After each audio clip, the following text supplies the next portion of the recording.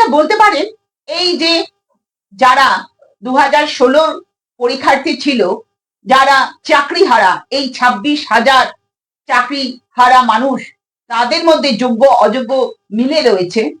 4 দিনের মধ্যে অযোগ্যদের তালিকা প্রকাশ করতেই হবে এসএসসি কে সংবাদ মাধ্যমে এবং এসএসসি নিজস্ব ওয়েবসাইটে।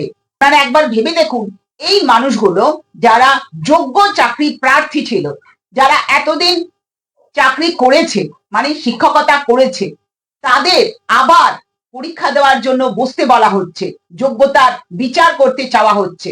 তারা কি ফ্রেশারদের সঙ্গে ঠিকমতো পরীক্ষা দিতে পারবে?